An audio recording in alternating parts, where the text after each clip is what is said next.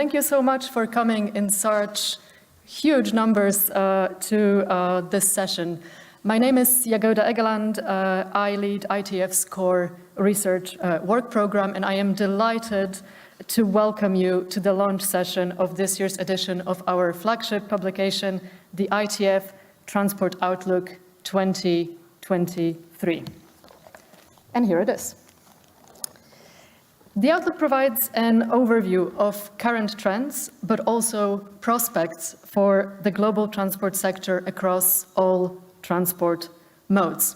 The analysis is based on the ITF's in-house modeling and covers both passenger and freight transport. What the Outlook does is examine the impact of different policy measures on global transport demand and emissions from now to 2050. This year, we placed particular focus on three aspects.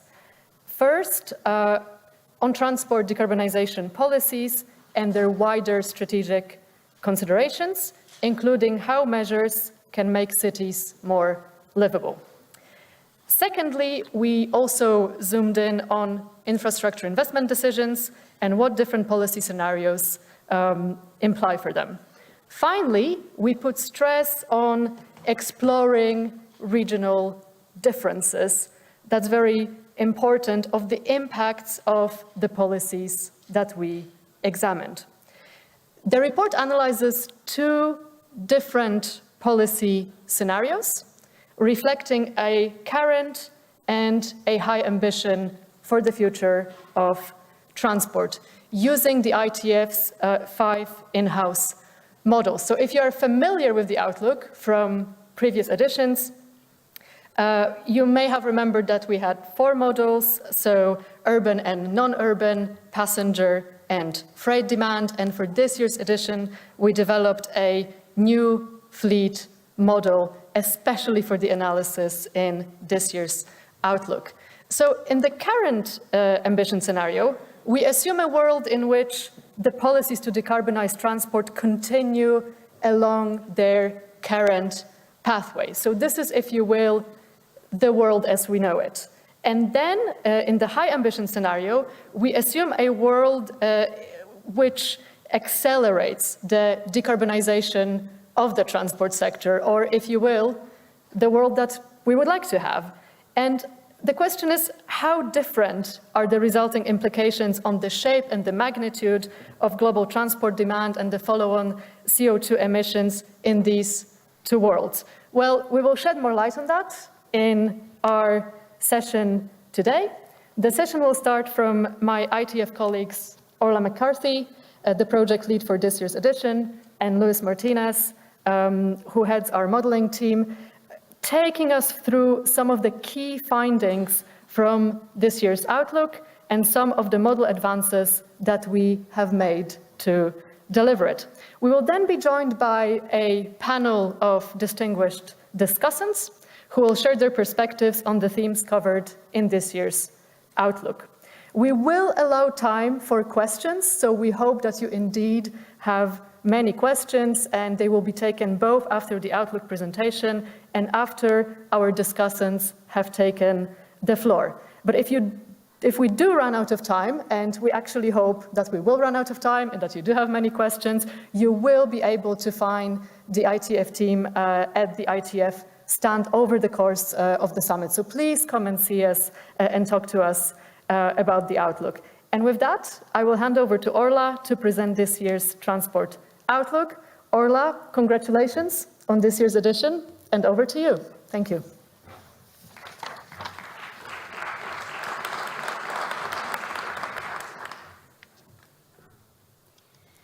Thank you very much, Jagoda, and good morning, everybody. I'm delighted to see so many people here. So first things first, transport is not decarbonising fast enough, but somehow I think that's probably not news to anybody in this room. As a sector, we've known this for a few years now, and yet we still are in the position of not having enough concrete steps to get our emissions down. There are really only 2 levers we can pull. we can either reduce the emissions from our activity, or we have to reduce our activity.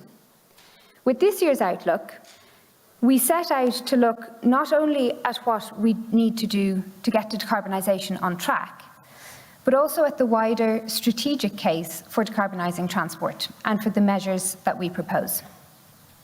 The first thing to note is, we do see that the measures that we're already making do begin to make a difference. CO2 emissions reduce by 3% between 2019 and 2050, which does sound quite small, but given that demand grows, this does represent a reduction in the carbon intensity of our activity. And this should really give us hope. It tells us that we do have the toolkit and the actions that we need to make a difference within the window that we still need to make the difference in. So looking more closely, what you see on the screen is a breakdown of freight emissions due to freight activity and emissions due to passenger activity. And as you can see, the blue box at the top, or the blue area at the top, represents passenger. And actually, the policy focus that passenger is already getting will make a difference over time. And by 2050, passenger emissions reduce.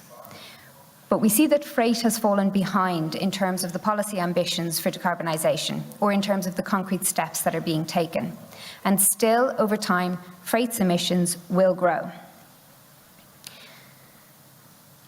Now, I know it's easy for me to stand here and say, well, we just need to do more.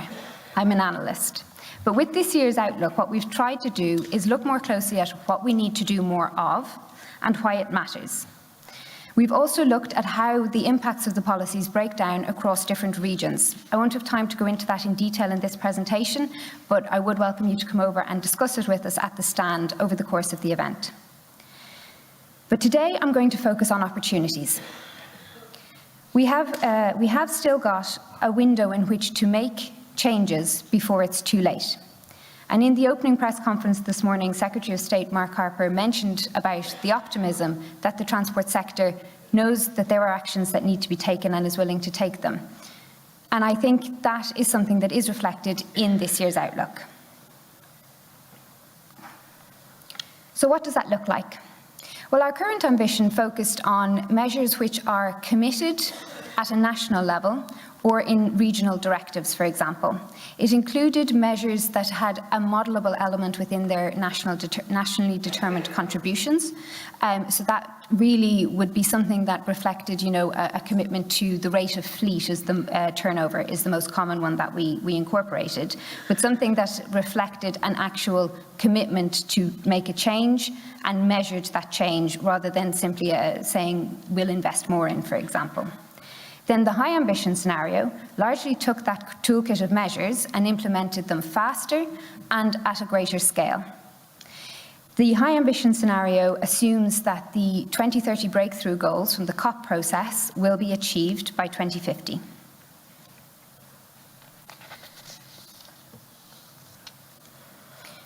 So what does the high ambition scenario really represent? Well, it represents a worldwide, ambitious transition of vehicle fleets and fuels, and investments in making sustainable modes appealing and attractive, and changing the way we plan our urban developments so that they become livable cities where sustainable modes are more accessible and more appealing. And yes, such comprehensive strategies are needed. We will need to use the full toolkit of measures available to us if we want to achieve the reductions in CO2 emissions represented by the high ambition scenario. So firstly, the fleet question. Cleaner vehicle fleets and fuels are an essential part of the policy mix for decarbonising transport. In our modelling, they represent roughly 3/4 of the difference in emissions between the current and high ambition scenarios. There will still be road vehicles and ships and planes in our high ambition, low carbon scenario, but they must be the most efficient, least polluting vehicles, vessels and aircraft if we are to break the link between our activity and our emissions.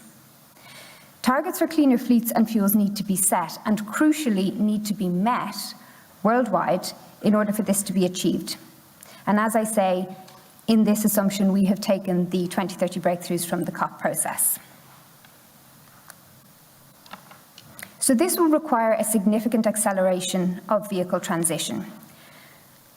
Under the 2030 breakthroughs, we would see 100% of new passenger road vehicles, vans, and heavy goods vehicles being zero emissions, along with new trains, by or during the 2040s. And we did assume a lag for different regions based on the income groupings of the World Bank. As noted earlier, this is part of the acceleration of policies, in particular to decarbonise freight, which is lagging behind. Sustainable aviation fuels and zero-emission shipping fuels also see significant growth in uptake. Achieving these targets will require investment and development, and carbon pricing is needed to encourage the transition and aid commercial viability of alternative fuels. Support infrastructure, such as recharging points for electric vehicles, will also be needed to support the transition. However, that's not to underplay the vital importance of demand management and mode shift in achieving these goals. The whole range of policy measures, as I say, will need to be rolled out. Putting more people in zero-emission buses, for example, and designing our cities to make active and sustainable modes more attractive and accessible will be vital. This will include investment in public transport and active modes, and also goes along with encouraging shared mobility to support first and last mile trips as well. Critically, in the context of growing urban populations, the high ambition scenario assumes an increase in integrated land use and transport planning. And this is central to supporting quality of life for urban residents in the future.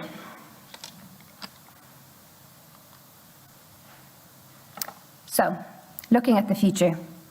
In 2050, congestion will be worse under the current ambition scenario. So if we carry on as we are, the congestion will be worse than under the high ambition scenario, with more space given over to private motor vehicles and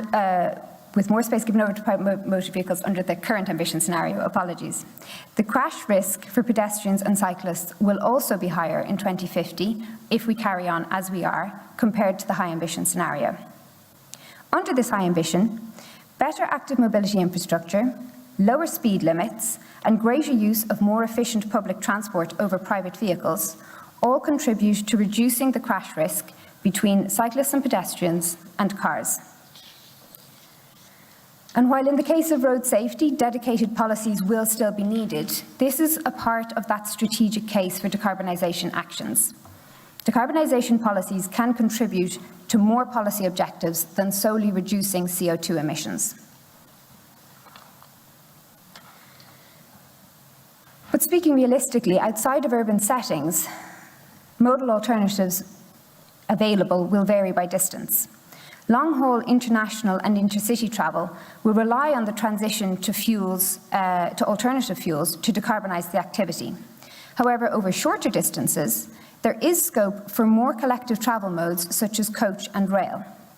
Rail also plays an important role in regional passenger activity, so that's travel outside of cities but within domestic borders.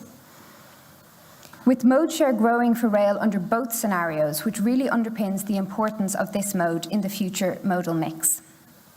For freight, greater efficiency will also be encouraged through high-capacity vehicles, intelligent transport systems and asset sharing, and improved operations at ports and pricing measures. The energy transition assumed under the high ambition scenario also reflects the low carbon trade scenario developed by our colleagues in the Environment Directorate at the OECD, and sees a reduction in the tonne kilometres needed to transport fossil fuels. So there's a double win. If we decarbonise the energy sector, we also begin to reduce the amount of freight activity due to that sector.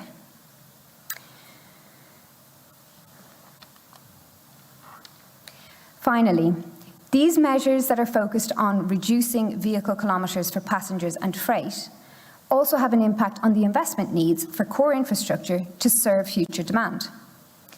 For the first time in this outlook, we have attempted to put some costings to the road and rail, port and airport capacity that are needed to cater to the demand projected under both scenarios.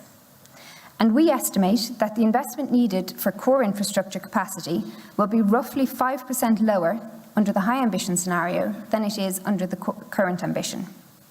Now, this does exclude costs of adaptation. It focuses solely on catering to demand. But it does show that a low-carbon future with less fossil fuels, more efficient transport, and more livable urban developments can be delivered without necessarily that core infrastructure costing more than following our business-as-usual pathway. This is why we're recommending adopting a long-term strategic view that allows for strategically aligned investment decisions that build towards a vision of how the future transport system could be, and not feeling bound to perpetuate the system that exists today. Long-term strategies can also help to give stakeholders clarity on the direction of travel. And finally, while we're on the point of strategic considerations, we also had a look at the impact of this transition to cleaner fleets on fuel tax revenue. This graph in particular shows for passenger cars. And we can see that there is an acceleration in the decrease in revenue due to fuel tax over time, which is not surprising, but it is much higher under the high ambition scenario. Now, the ITF will have a dedicated report on the reform of fuel tax coming out later this year, but in the outlook, we did try to incorporate some of the policy work happening in that project into our modelling. So this means that not only, not simply a case of, okay, revenues are falling, but we need to completely revise how we tax vehicle use. And that's likely to include some form of distance-based charging. Our key recommendations from this outlook. Firstly, develop comprehensive strategies that reflect a vision for a low-carbon future, manage urban sprawl, and allow for strategically aligned investment decisions. Secondly, accelerate the transition to cleaner fleets and fuels. This will be essential and includes investment in development, target setting, pricing measures, and potentially incentives. Thirdly, adopt and invest in demand management and mode shift measures where they will be most effective. Create viable and attractive sustainable alternatives to the private motorised vehicle. Fourth, evaluate the wider benefits for urban areas. Consider the wider case. What other policy objectives can potentially be served as part of the decarbonisation strategy? And finally, reform taxation of road vehicle use. I will now hand over to my colleague Luis, but before I do, my last comment is this. The outlook is by no means intended to be a crystal ball exercise. The ITF does not claim to have the sole insight into how we can decarbonise transport, and indeed we will shortly hear from a panel of experienced political and sectoral experts to talk to us about their perspectives on decarbonisation. But we do hope that this work will contribute to the discourse, that it will hopefully contribute to progressing those discussions towards more concrete actions. And with that in mind, we're making many of the tables of the results from this year's Outlook available via our website and the OECD Statistics Library. Our modelling work is a living exercise, and we welcome input that can help to make our understanding and our data better. So I do invite you to please come and speak to us over the course of the next few days at the ITF stand. And to aid those conversations, I will now hand over to my colleague Luis Martinez, who is the lead modeller for the ITF, to give you some greater information on the modelling and advances that were made for this Outlook. Thank you very much.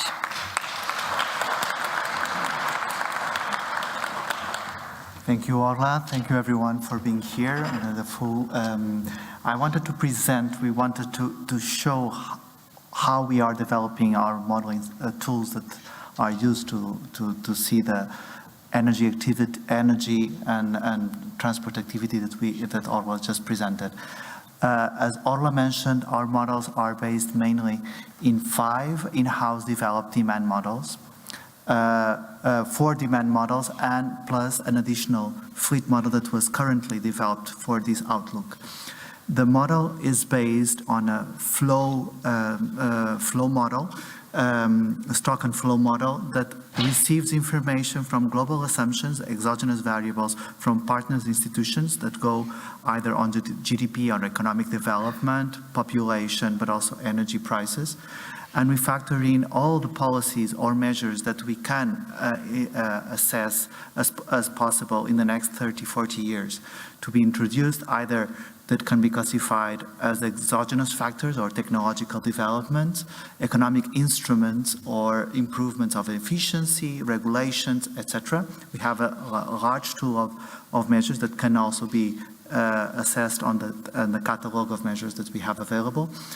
And what we do is, instead of having a simple elasticity in our models, what we do is these measures to act, and with a calendar and a regional breakdown on the elements that drive really the choice or the behavior of demand, which are the variations or the impacts on that, on the infrastructure availability, on the cost, or in the travel time, or in the reliability of a mode. And with all these elements, and it's a complex modeling behind, we'll not go in details, we are able to estimate travel demand and all the other variables that we try to assess that Orla just mentioned as elements that on the CO2, cost, affordability, accessibility, space consumption, safety, that we are able to assess that beyond the CO2 emissions. Which are the main developments that we introduced for this current edition? Mainly, as Orla has already mentioned, it was the creation of our own fleet model. Before we relied on assumptions that were done by another OECD partnered institutions, International Energy Agency, with their MOMO model. Currently, we develop our own fleet model in-house for all modes, that we are able to have independent assessment of which are the potential and geographical breakdown of technological innovations and their calendar. Then we created also an investment data set and tax revenue that we were able to collect a lot of detailed unit calculation for more than 36 countries, divided by different regions in the world, that we are able to assess what are the unit costs per activity measure unit of development of it, or maintenance of rail, road, development of public transport, metro, BRT, etc. Also of new infrastructure tools that will be available, like charging stations, the lockers that we have already starting as a solution. This is the development that we did, but also we enlarged the set of indicators. As Orla mentioned, we introduced and updated our ability to assess air pollutants that are available for urban activity. We assess connectivity, accessibility, road safety as a first addition, and that we assess this on the urban scale. Then space consumption, which dependent, we are able to assess what is the static and dynamic composition of requirement on space on cities, that we could see if vehicles are used more as private or shared because they occupy space when they are idle, also not just when they are moving. Then the affordability of transport and the reliability of the alternatives that are present.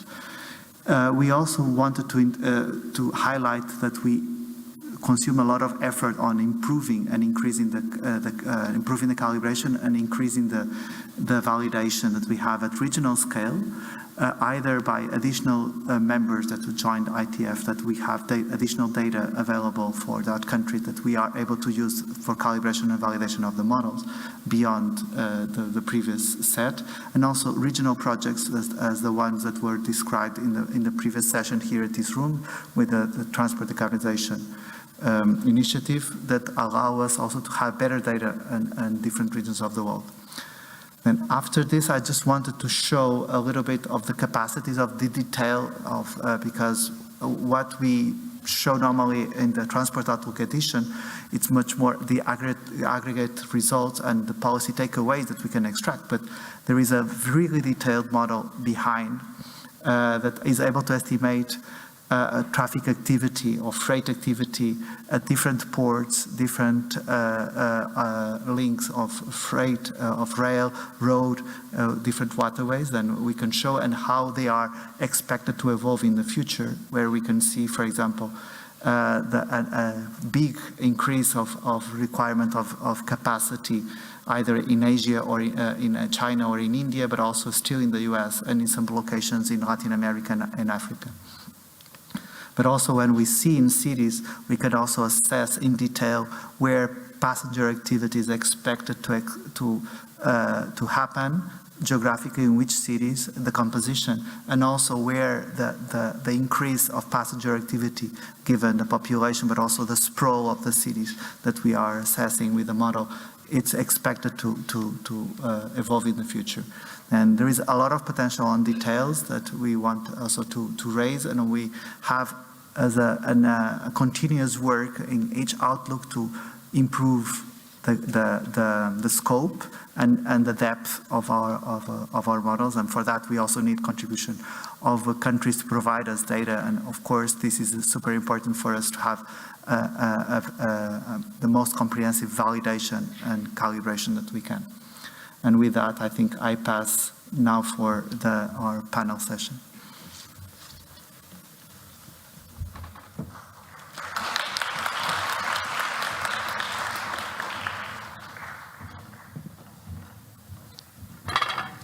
All right, super. Thank you very much. So now we get to hear from some other people about their perspectives on decarbonisation. And can I just check, did Amanda join us while we were presenting? No. Okay, so unfortunately, we have had a slight change to the speaker lineup. We will have Michael Berube and Lucy Anderton join us on stage, and we have a video intervention from Swati D'Souza as well. Unfortunately, Amanda was unable to make it this morning.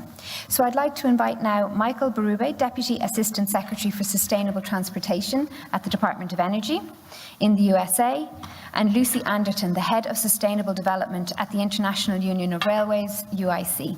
Thank you both very much for joining us.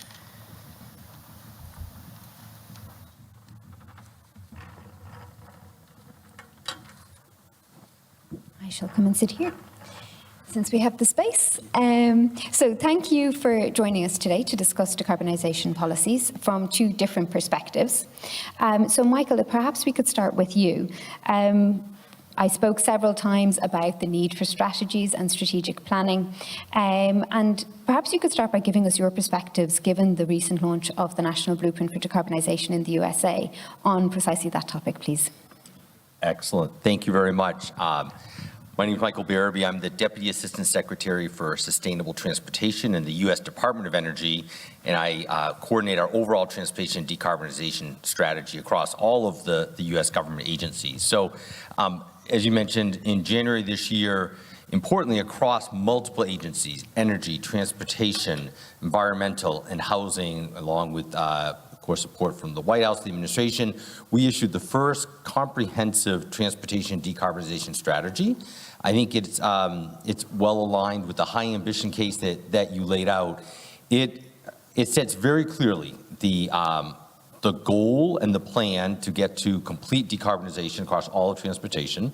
Our focus is not just to set out an ambition, but in the work of not just that one document, but it's really the ongoing work, is to lay out a real plan. What are all the steps that need to happen, whether it be light duty, heavy duty, the non-road sector, aviation, agricultural construction, rail, maritime, so every piece. It is very much a holistic plan. So one of the key things that I think is important for us is in laying out a strategy, we looked at not only all the transportation modes at the same time, but also the power sector as well, and really developed what we thought was a practical plan, one that would align with market forces, that would align with realistic technology penetrations. And in my team, we have a lot of the responsibility for developing a lot of the technologies along with industry folks, of course, as well. But so we have, I think, a pretty good line of sight to where the technologies can be, recognizing cost realities as well, and recognizing resource constraints, so that there's only, for example, so much available low carbon resources to make liquid fuels. You can't put it in every sector. So where's the primary place? So in that, we basically lay out a plan to get light duty vehicles to full battery electrification. In the medium and heavy duty market, a mix of battery and hydrogen fuel cells, with hydrogen fuel cells really taking in the long haul truck, which in the United States is, while it's a smaller percent of vehicles, it's half of the energy used in the freight movement. I will say, I'll be interested in the rail discussion, rail and maritime. We are working aggressively with industry. The mixture of technology paths there are not quite as clear. For aviation, we are very focused on achieving 100% sustainable aviation fuel to cover the entire US market, 3 billion gallons by 2030, 35 billion gallons by 2050. We have the available waste carbon resources, biomass, solid waste, biosolids to achieve that. And when you do that, you will have some amount of other liquid fuel that will probably make its way into other sectors as well. So I think part of in laying out that plan was aligning the technology, recognizing that investments will be needed, as you laid out. We are well aligned with very significant investments on infrastructure across, whether it be EV charging, hydrogen fueling, ports. So aligning the infrastructure pieces needed. Even with substantial government investment, though, the vast majority of the investment will still come from the private sector. So hence why we believe we can't just regulate our way to that number. To achieve that amount of decarbonization, you impact every business, every household, every person.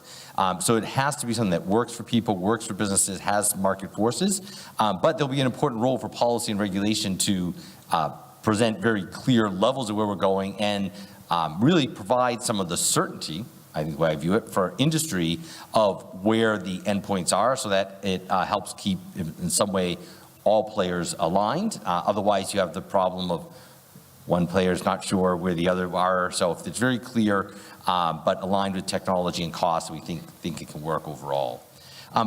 Maybe the last point I will say is, I think the perspective you and Luis brought on looking holistically, not just at decarbonizing the fuel and the vehicles, is important. The way we laid out the strategy, right, it's a combination of how much demand you have, the relative efficiency of how you're moving it, and then the carbon intensity of the fuel. Multiply those three factors, you get the total carbon. If you want to get to zero, one of those has to go to zero, or they have to all get really, really small. Practically speaking, you have to get the fuel, the carbon intensity close to zero across them. However, given the resource needs of that, the renewable electricity, the battery and critical minerals, we absolutely need to do everything we can to help both manage demand and improve efficiency. So in the case of aviation, our strategy really, we are working towards about a 30% improvement in the efficiency of aircraft. That includes some amount of electric assist in aircraft, airframe redesign, but that then really makes the goal a lot easier for how much sustainable aviation fuel. Similar with, I think, cars, trucks, if we can manage the demand and continue the efficiency on the vehicles themselves, there's that much less batteries and critical minerals that will be needed. So with that, I'll pause. We have some time for questions after. All right, super. Thank you very much. And as you say, we will have time for questions after, so we can come back to that. But Lucy, looking at things from a sectoral perspective, so specifically the rail sector, perhaps you could give us your thoughts on what you think the future role of rail is. I touched on it there, but more broadly from the UIC's perspective, where does rail sit in the future transport mix? Yeah, thanks. So my name's Lucy Anderton, leading sustainability for the International Union of Railways, and so we have members all around the world, including in the States, of course. So, and we're able to sort of see in all the regions what the kind of evolving and future role of railways are, and really we see in all those world regions a real transformational potential for rail in transforming the mobility system overall. Because first of all, rail is transforming in itself. It's really changing in that it's already the most electrified mode of transport globally. So we're around 32% average, but that, of course, regionally varies a lot. It's less than 1% in the States, but of course, it's more than 50% in Europe. So there's a lot to learn across regions, but already highly electrified, and of course, the most low carbon intensity of the motorized transport as well. So it's really got a lot of potential and is transforming already. Our members, in fact, they give us data every year, and we see year-on-year energy efficiency getting even better. So that intensity is dropping. So something like 25% of energy intensity has dropped over the last 15 years in our members. So and that's through electrification, but also digitalization, automation, and some technologies such as regenerative braking, for example, or eco-driving software that people are using now. So some really exciting change happening in rail. And where overhead lines aren't suitable, then we've already got commercially in use battery electric and hydrogen trains running already, or in late development in most regions across the world already. So it's really, given the right investment, rail will be the first to get to net zero, indeed, in terms of the motorised transport. So that's really why the most important thing that rail can do is to attract more traffic, so to bring a modal shift for both passengers as well as freight. It can do a really important thing there. And so that shift from primarily where we've got a road-based mobility system to rail becoming a stronger backbone to the system could bring some real dramatic change. And those kind of co-benefits that you're bringing into your model now, it's really great to see that being considered more, because air quality, congestion, urban sprawl, and social inclusion issues can really need to be part of how we decarbonise, because it's not just that we decarbonise, but what kind of decarbonisation do we want? And I think it's really important to bring in those kind of co-benefits.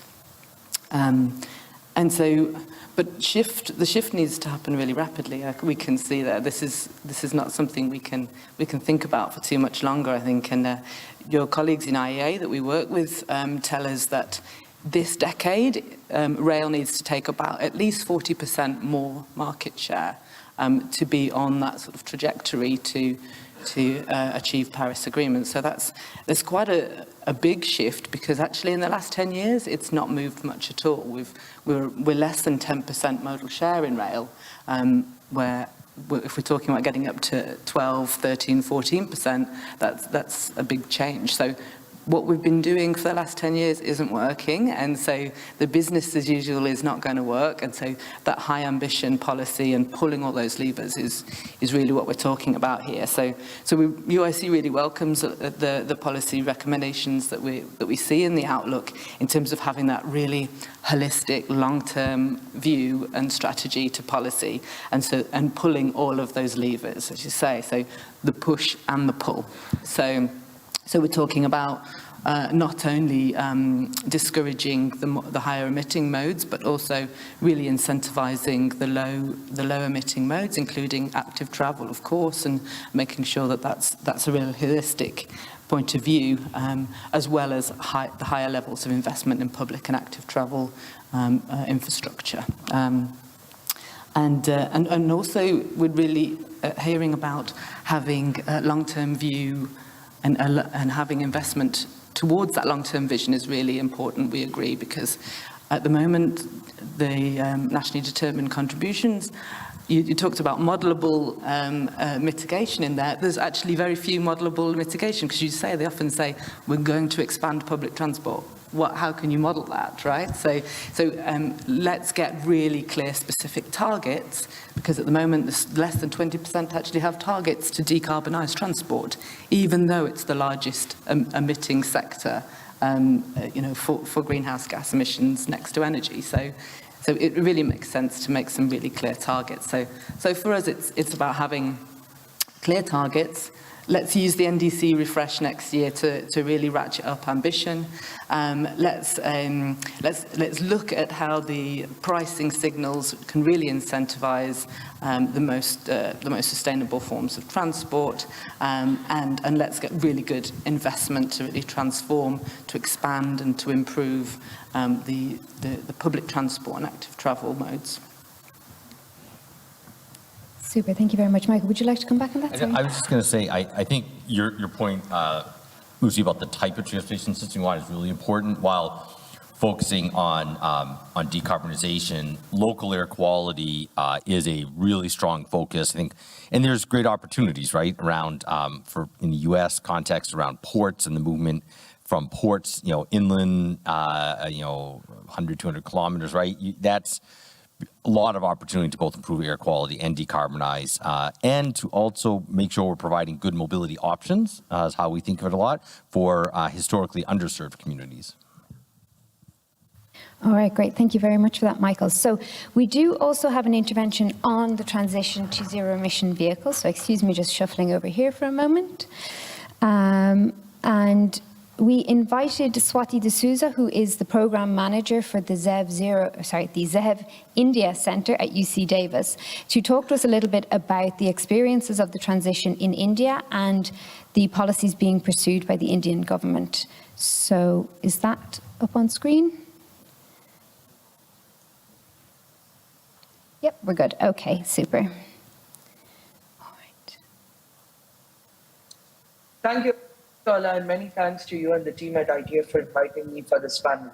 Congratulations for a very successful launch of the ITF Transport Outlook 2023. Hi, everyone. As Ola mentioned, I work with the India ZEV Centre at UC Davis. The centre was recently launched in September 2022, and our overarching aim, as the name suggests, is to increase ZEV uptake in India. The transportation policy in India is listed as a concurrent subject, which means that it involves both the central and the state government. The central government has been very proactive, particularly in the last few years, to increase the uptake of electric vehicles. This has been aided through a host of policy measures, including demand and supply side incentives and innovative business models. One such demand side incentive is the FAME scheme, which is an abbreviation for faster adoption and manufacturing of electric vehicles.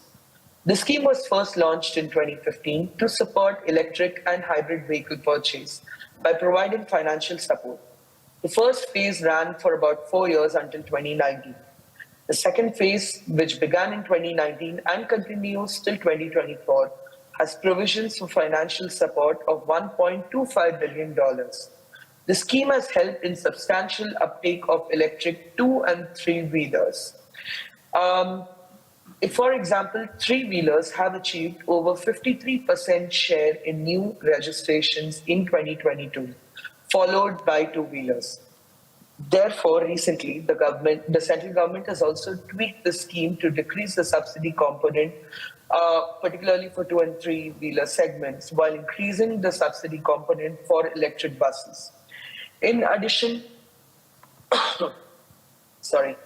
In addition to the FAME scheme, the Government of India also tried bulk procurement schemes for electric buses and passenger vehicles, which will be used by central government offices. All of this to aggregate demand. CSL, a government company, successfully tendered over 5,000 electric buses in April 2022. This was the largest such tender globally. And this tender also helped discover significantly lower prices for operations of electric buses in public transport. Based on this outcome, CSL was requested to deploy 50,000 electric buses in the next few years. If we look at the experiences from the deployment of the electric bus fleet from cities such as Mumbai and Pune, we've seen that they're reporting less demanding maintenance, fewer breakdowns, in addition to a better driver and passenger experience. Other business models, like the emergence of the battery as a service business model and India's draft battery swapping policy, are also giving further impetus to EV uptake. In order to promote battery swapping, India first amended the demand-side incentive scheme, which is FAME2, which I had mentioned on top, to allow the sale of vehicles and batteries separately to electric 2- and 3-wheelers. This was done to reduce the upfront costs. However, what this did was this resulted in some ambiguity around subsidy disbursement, the eligibility, and also increased the final applicable tax rate. To resolve these issues in 2022, India announced the draft battery swapping policy.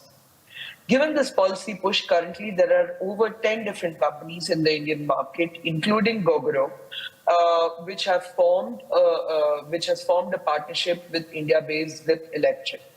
Zip Electric runs an EV as a service platform for last mile deliveries, and together with Gogoro, they are deploying 6 battery swapping stations and 100 two-wheelers, electric two-wheelers, as part of a pilot project for business-to-business last-mile deliveries operations in Delhi.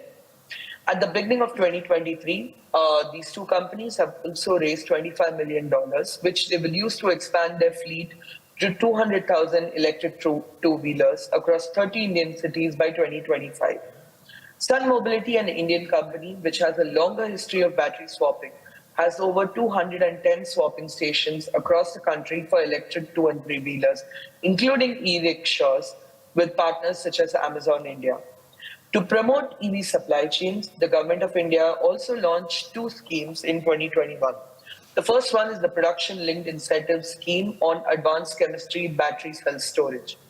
This scheme, with a budget of $2.2 billion, aims to reach a cumulative domestic manufacturing capacity of 50 gigawatt hours. This is being done by allocating funding to companies based on the sales of batteries manufactured in India, and the money will be disbursed over 5 years. The scheme is actually particularly ambitious given that India does not yet have any significant domestic battery cell manufacturing base. The second scheme is PLI on automobile and auto component. Now, this scheme has 2 parts. One is the Champion OEM Incentive Scheme, which provides incentives for the sale of battery, electric, and hydrogen fuel cell vehicles across all vehicle segments. The second part of this scheme is the Component Champion Scheme, which provides incentives for sales of certain components for both ICE and electric vehicles. The total financial support for the second scheme is about $3.2 billion, which will again be disbursed over 5 years. Both these schemes, in addition to creating a battery supply chain, stem from energy security concerns. In 2020-2021, India imported lithium-ion cells worth $1 billion, more than 95% of which were from Hong Kong and China. Therefore, in addition to increasing the domestic manufacturing capacity, and the overall supply chain, in 2022, India has also issued a policy on recycling and refurbishing all types of batteries, including EVs. Transport, as I had already mentioned, is also a state subject. About 25 states and union territories from a total of 36 in India had either a draft or a notified state EV policy. A notified policy essentially means that the government, that it has been passed and accepted by the state legislature. These policies broadly have both demand and supply side incentives. Demand incentives include vehicle purchase subsidies, tax benefits, incentives for charging infrastructure. Supply side incentives typically look at promoting investments in EV manufacturing. Now, of these, about 18 states have notified their policies, most of which were actually notified between 2019 and 2021. Therefore, in addition to national level policies, these state level policies also act as a complementary measure to increase EV uptake. For example, in Feb 2023, Tamil Nadu, which is a state in southern India, introduced a target of 30% of their bus fleet to be electric by 2030 as a part of a broader strategy to promote EVs and supporting infrastructure. Delhi is currently undertaking an extensive review of its fleet policy to introduce a graded system to transition the existing and new fleet vehicles to electric by 2030. On battery swapping, the Delhi government also has an incentive that stipulates an even distribution of subsidy between the vehicle owners and the energy operator, and an allocation of land for the establishment of swapping points with favorable conditions. Other states are also providing up to 25% capital subsidy for stations that meet certain eligibility criteria. Therefore, while India may not have a sectoral target or a national target for electric vehicles, there are a number of policy measures that are being undertaken at different levels of the government to increase the share of electric vehicle in total vehicle sales in the country. Thank you so much.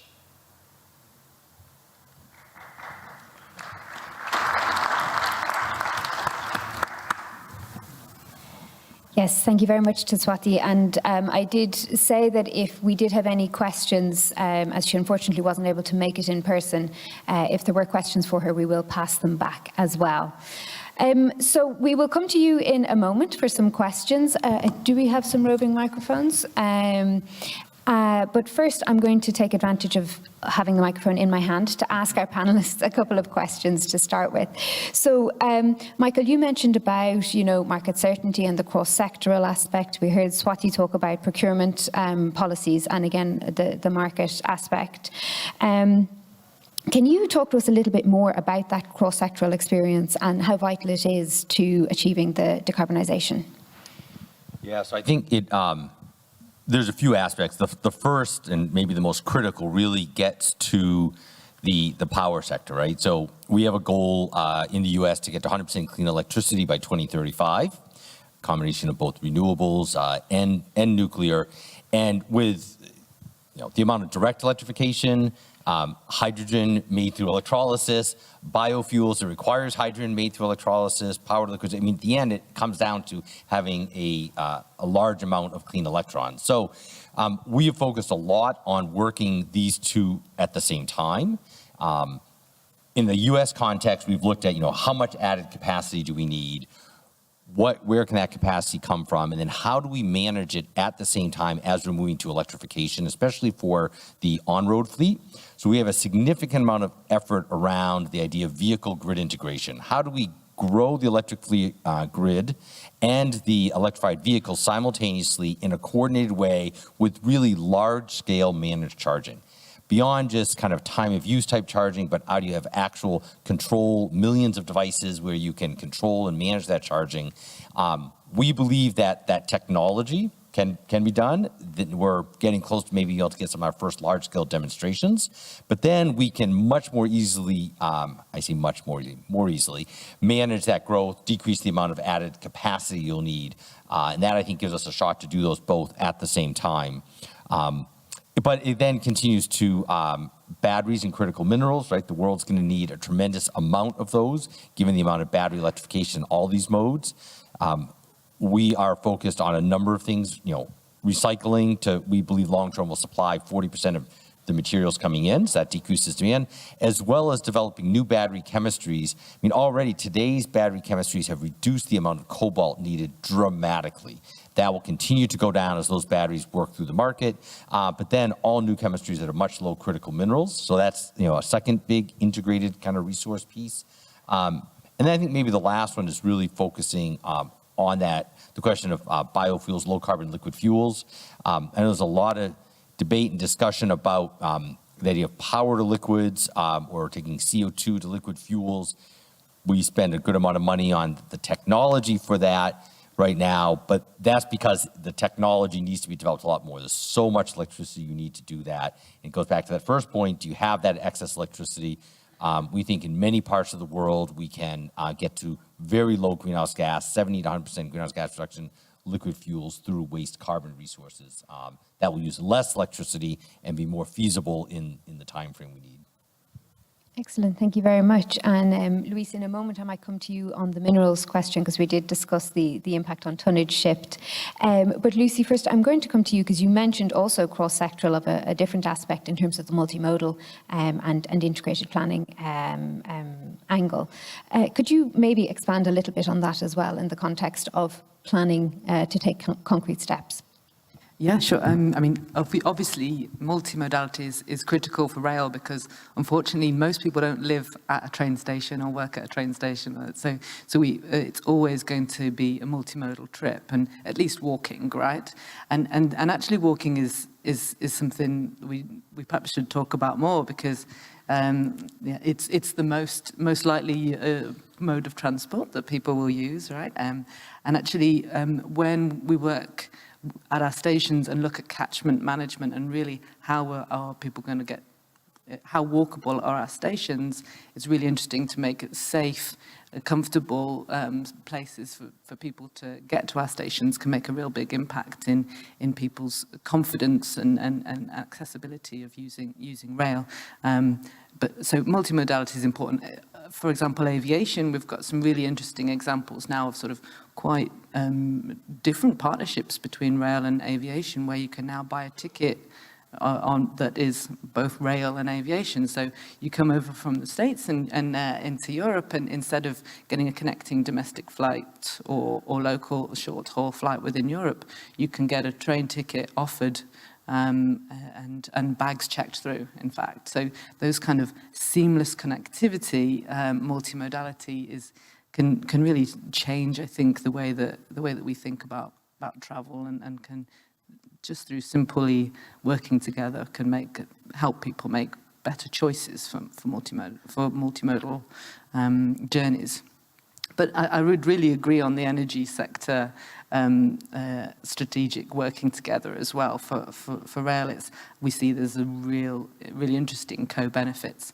So, for example, in developing countries as well, where access to electricity and clean energy is not always there, perhaps if you're strategically working with transport electrification, electric railways, you can also bring about this better distribution of good energy and the acceleration of renewable energy industry.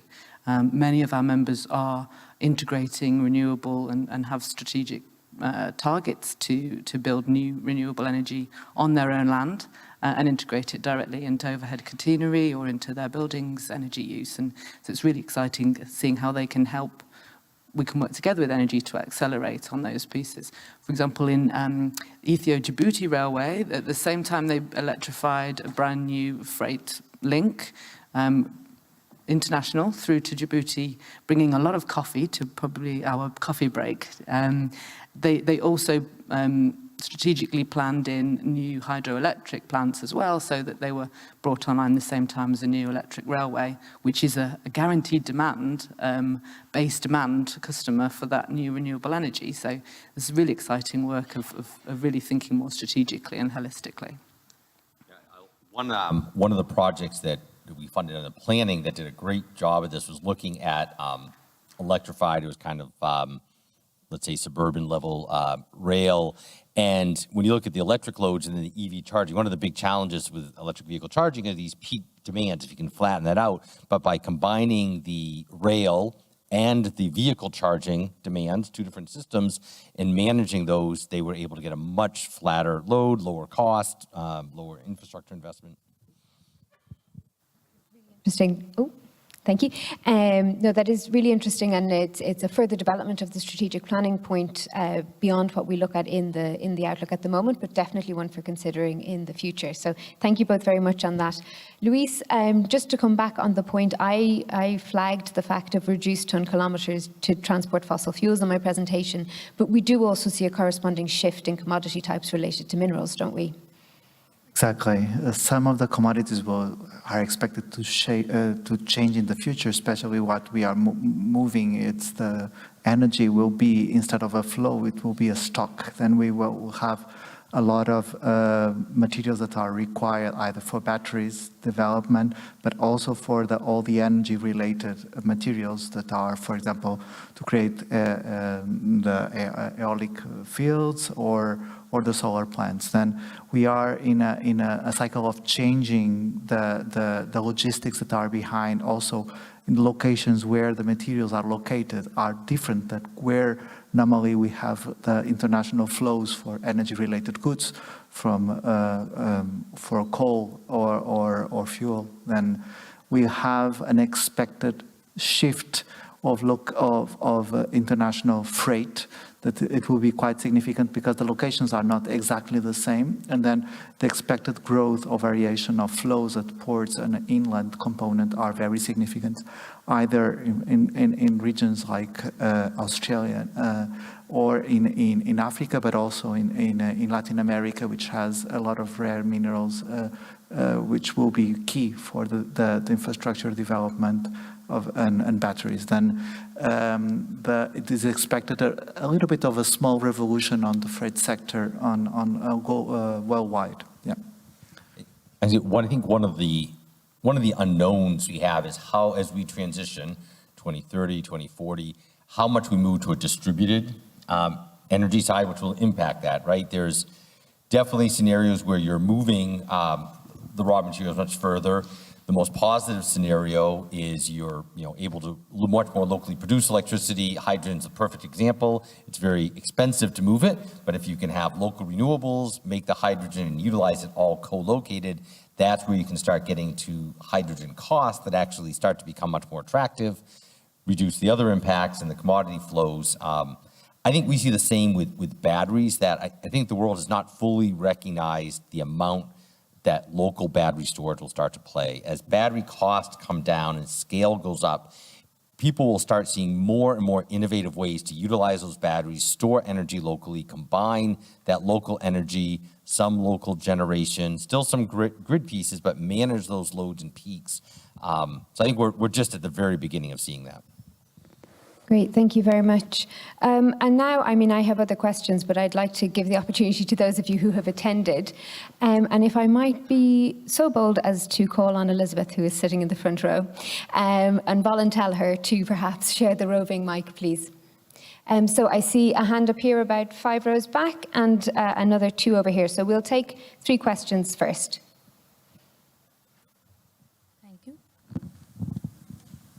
It was 3rd row here and the front row here. Yeah.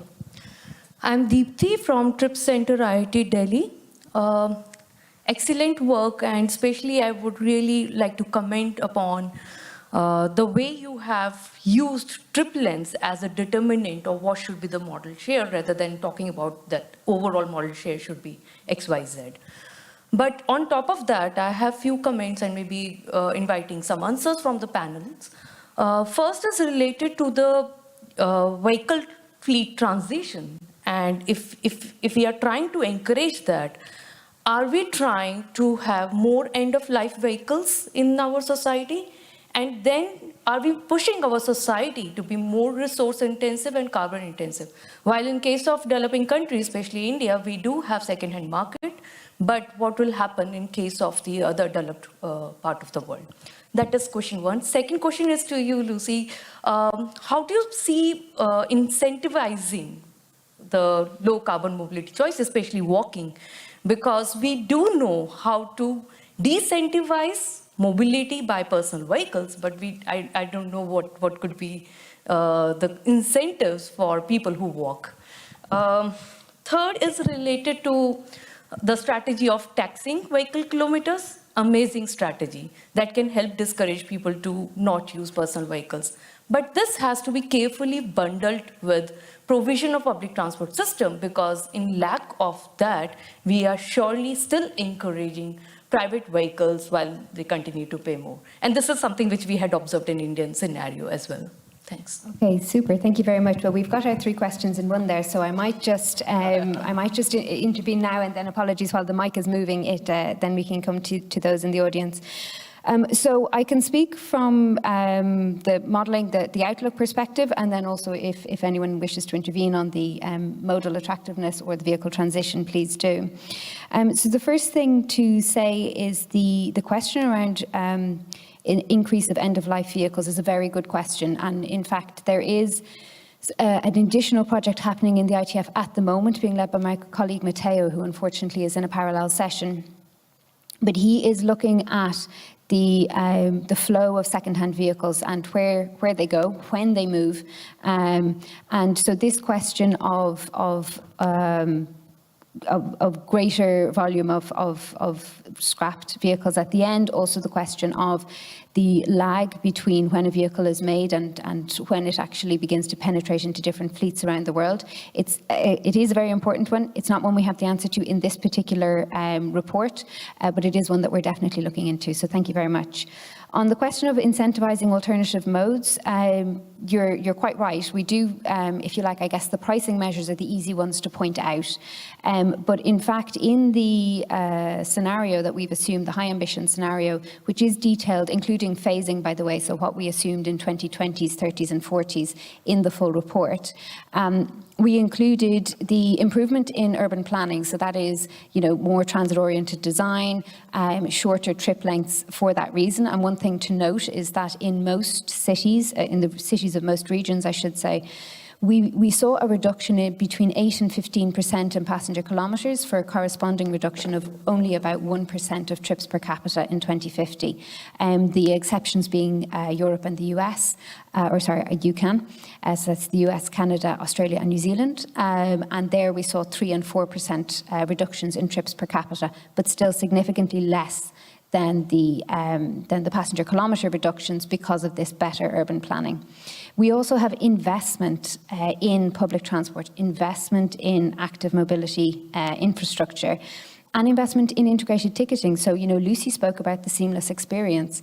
This convenience, this aspect of being able to move more comfortably between modes and having viable alternatives, which does include shared mobility. So we do have a section in the chapter that looks at the reduction in vehicle kilometres under different investment scenarios, one of which is solely public transport, the other is with integrated ticketing and shared mobility. And we see a greater reduction in private vehicle kilometres under that second grouping. So I would say pricing is the sort of the headline one, the one that people always spot, and the disincentives, as you say, but we do have a lot of incentives and improvement. And really that whole chapter is about creating viable and attractive choices. It's not simply about pushing people. And then to your final point on pricing, yes, we do recommend using money generated through different forms of pricing to improve, to feed that investment that we also assume in public transport and active mobility. So it is kind of circular there. And again, this comes back to the strategic planning and giving certainty to those who would be using the different services or who would be affected by the taxation of the vehicle use. So I apologise, because I realised I should have split that and had questions on the outlook before we invited you on stage. But would either of you like to come in on the points raised? I'll just, two quick ones. I think your point about choice is key, right? We have to provide people with better choices. Kind of explain that as well. Better choices will ultimately probably be your biggest lever versus trying to force people in something that doesn't work for them. And just one thing I was thinking, in the U.S. context, when we developed our transportation decarbonization blueprint, I think it's very interesting. It was not, energy, transportation, environmental agencies you'd expect, but also the Housing and Urban Development Agency, which is a separate federal agency, was the fourth agency in there, just recognizing some of these points. One, you can't have affordable housing if you don't have affordable transportation, but if you want to have addressed demand, you got to, tie in where people live in the urban development side. Okay, excellent. Thank you. I mean, I would just say what you just said, Ola, especially the transit-oriented development, I think, is really key. And when we're talking about investing in active travel infrastructure, it's making it safe and more accessible for people of different physical abilities and impairments, things like that. So I think so that people can confidently travel by foot to access public transport.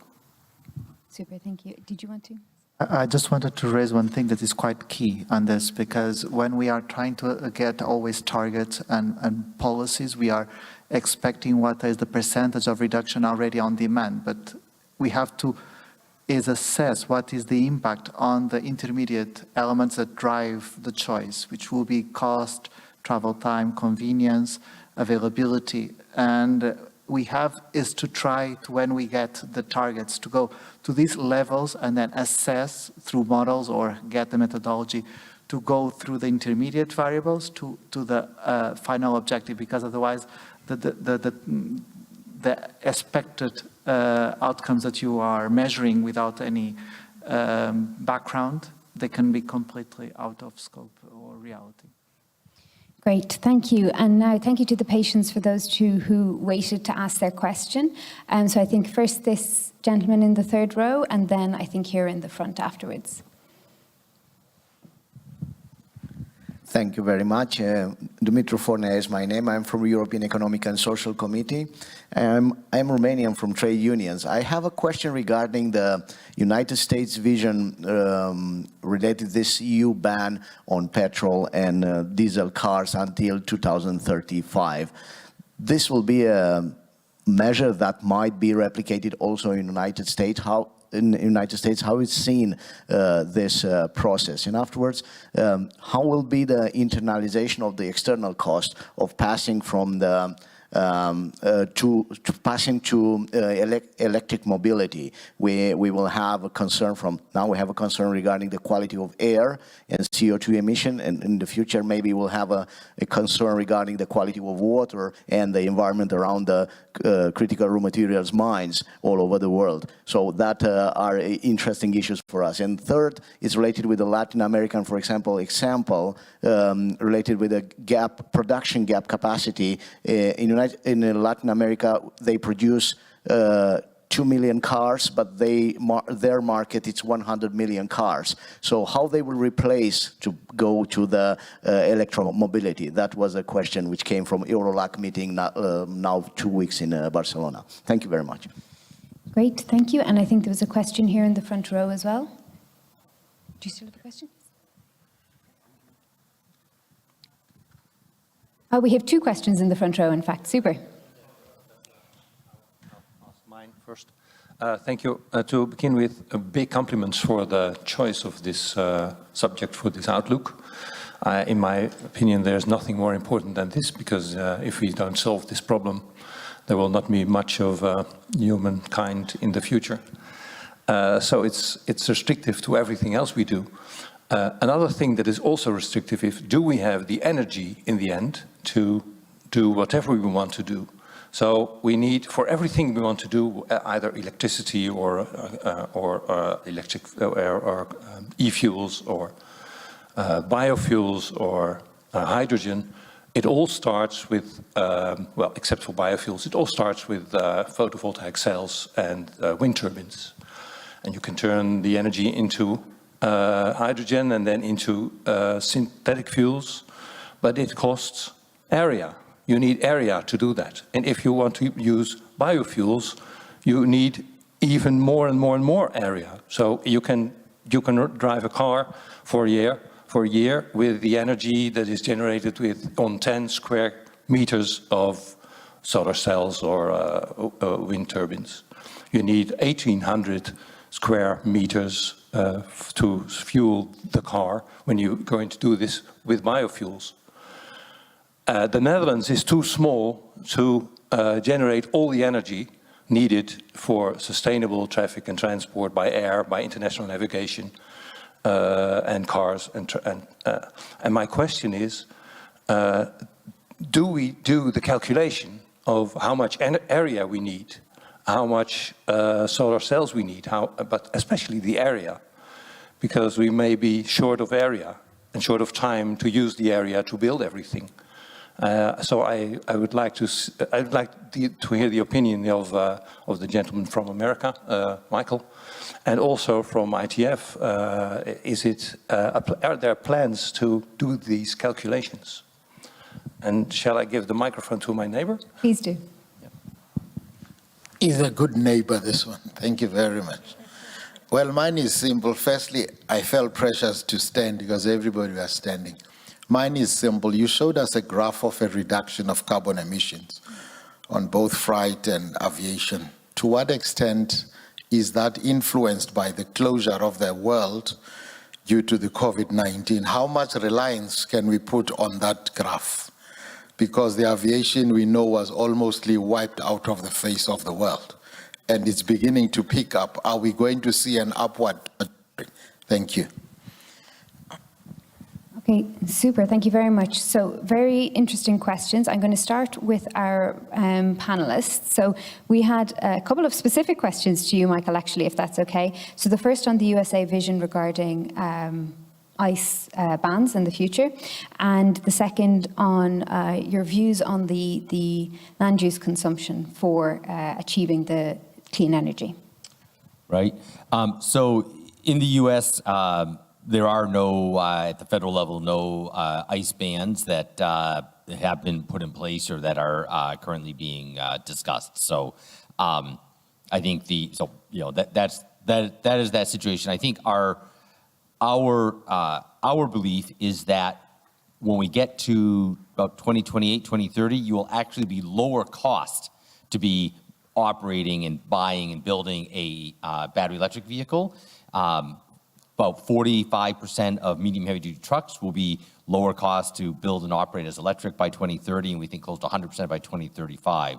So we believe that actually the cost side will actually pull that towards when it's cheaper for people to actually run and operate. Relative to the land use question, we do look at it in each of the pieces. So of course every country is different. But we do have enough land capacity to, solar, wind, hydroelectric, nuclear as well, right? So it's not just solar and wind, but we do have enough land when we look at the amount of electricity we need across all the sectors. We model, and I believe you said a very good point. Modeling is very helpful because it allows you to keep yourself honest, right? To really look at all the things and be in an integrated way. So when we integrate all those pieces, we do, as you mentioned, bioresources. Our experience with bioresources, today, 10% of all the gasoline that we use in the United States comes from, from bio-based sources through ethanol. If you look at that growth over time, there was actually almost zero incremental land use. It was actually increased productivity of the existing used land. That led to that. Now, there's some limits to that, but there's actually quite a few opportunities. Much of the bio resource actually comes from waste resources. So it's resources already being grown or already occurring, pulp and paper industry, things like that. So it's not incremental land use. Algae would be incremental land use. That's one factor to look at. But there is enough, at least in the U.S., let's say, I'll stretch that to North America context, but I've not studied the European specifically. Great, thank you very much. And Lucy, have you done any work yet in the rail sector of anything similar in terms of the energy needs for that transition? Say there's lots of opportunity to integrating renewables on our own land. Railways have quite large estates, so making the most of the space that we do have could be really key. And I think working in parallel with energy sector to sort of really understand the demand is going to be key for that too. Thanks. And Luis, do you want to answer on behalf of ITF, Yes, please? regarding a global estimate of the space required for the transport sector, we didn't do the calculation, but we have the tools to do so, as in the US they did it. The thing is that if we need to locate that geographically because to see where the energy flows would come, we would like to have this in collaboration with IEA to have like a coherent story between the two institutions. We are trying to do so currently also for the trade of the change with the new energy sources, to have this like a same future plan in terms of tons on the different commodities, to have a consolidated and just as a single one. But we didn't quantify the land that is required for that. But I think in the next, say the next year, for the next outlook, I think this might be on our agenda on the regional basis also. Then maybe this, as Michael was mentioning, the challenge will be different from region to region. I think in the case of Europe, maybe the challenge will be a little bit greater on that element, that maybe that like the trade from other regions will still remains, but is currently also the case on the fuels that we have available, that we don't have also that many in Europe. One thing we did is we published a study through the National Renewable Energy Lab, which is part of the Department of Energy. In the U.S. context, of course, very big geographic, but across the different states, and so the lowest cost approach will be actually if a lot of our renewables are in the mid part of the country. But that requires now we build transmission lines out to the coast. So there is a question, I think, of it's maybe not just is there enough land, but where is the available land and the movement? What's the most cost-effective movement? You can use hydrogen, long-duration hydrogen storage. It's amazing when you look, there's a lot of salt caverns, old salt caverns, basically, that you can store hydrogen in, but now that gets more costly, right? So your cost of electricity goes up if you have to use that approach. So there are, but the study that we did looking at pathways to 100%, saying, assuming we're gonna get to 100%, what's the most cost-effective way? Where would the generations be? We modeled all those pieces. And it does say the cheapest way is, for the US context, is renewables in the mid part of the country moved out to the coast, but you need transmission lines for that. Great, thank you very much. And then I might just take the other 2 points. So the first on the question of production gap and fleet penetration in Latin America. So again, we will be doing this project that looks at the flow of second-hand vehicles, and that will look at fleet penetration as well. So it's not something that we specifically examined in this outlook. Unfortunately, there is a limit to how much we can cover in one single report. And the second question was on the extent to which the restrictions during COVID fed into the high ambition scenario. So in actual fact, the first section of the report, of the full report, includes a description of kind of if we knew now or if we knew then what we know now on COVID, and how our assumptions in 2021 actually played out in terms of what the real impact observed was on demand. And in 2020, we only see about a 10% dip in emissions due to the restrictions brought in during COVID. But it goes back up again. So we have allowed for the recovery, the economic recovery, the activity recovery that we've seen happening faster than we had assumed in 2021 over the last few years. And so it does actually go back up and slightly exceed activity and emissions levels before it starts to come down again under the high ambition scenario. Having said that, we did make some assumptions around the level of acceptability of teleworking and increase in investment in active travel, for example, but we aren't treating those as reactions to the pandemic anymore. We're kind of saying they've either been normalized or not, that they're no longer reactive policies, but they're a decision to be a policy on teleworking, for example, or active travel. So it's not, I think if I understand your question correctly, you're asking, did we take the COVID levels of demand and emissions as our starting point? And we didn't. We do reflect them in the results, but we assumed a rebound afterwards. One added comment on the question of flow of vehicles. So I was just looking at the South America, I think produce 3.5 million vehicles right now, but it's a small amount. So I think, South America, Africa, each region will be a little different, but there's a question of, for new and used, right? On the new vehicle side, the inflow, if you have vehicles being produced in Europe or North America flowing there, one of the challenges, I think, is you see in Europe and in North America, the local and big automotive production industries being a driver of also the infrastructure, right? And the call for action. In some cases in Europe, they're actually building infrastructure. US, they're involved in it. So if you have, in South America in particular, if you don't have it as indigenous an automotive production industry, does there not be as clear or as loud a signal for building the infrastructure quickly that then has this negative feedback? Conversely, those large companies, those really big companies, Volkswagen and Stellantis make the vast majority of the vehicles actually in South America. They're not developing new non-electrified platforms. So do they continue just to produce the same old platform for a very, very long time there? Or do they basically say, well, we have electrified platforms, at some point those just have to go. What happens with the infrastructure and the charging? So I think that's a very good conversation that needs to start happening. Yes, definitely.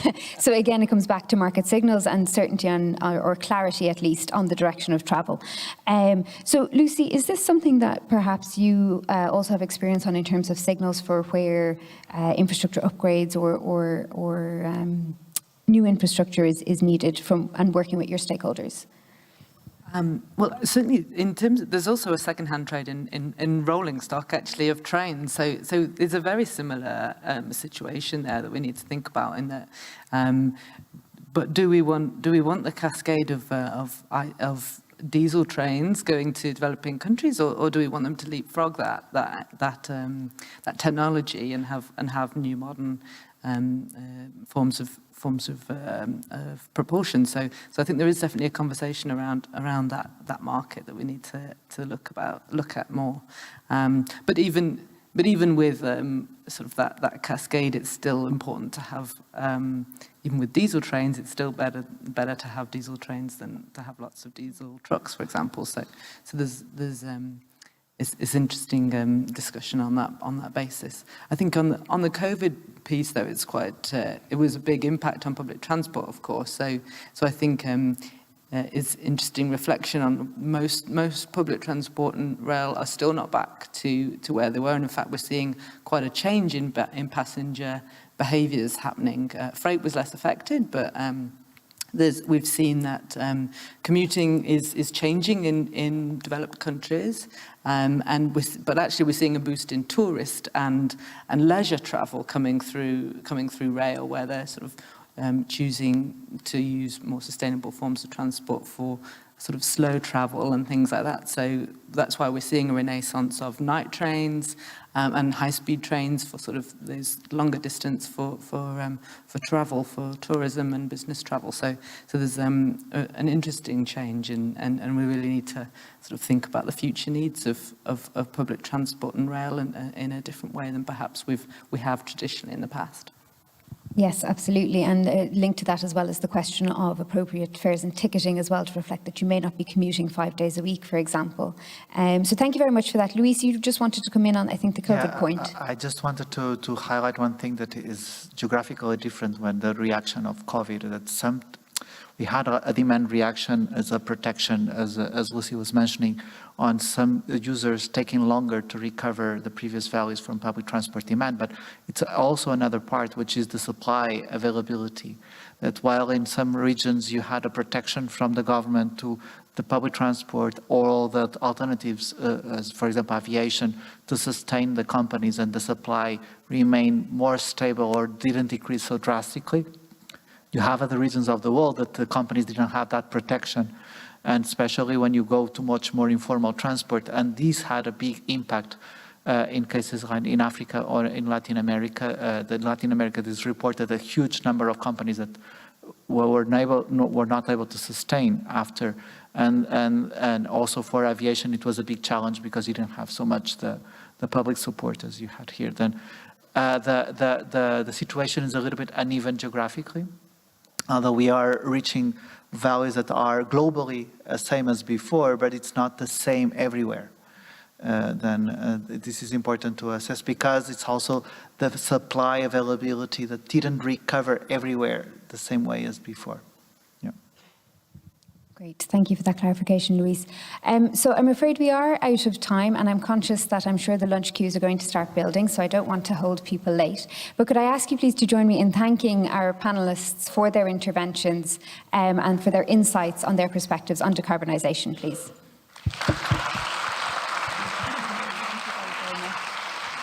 And thank you all for your interest and for staying for the full session. I hope you have a great event and a great day.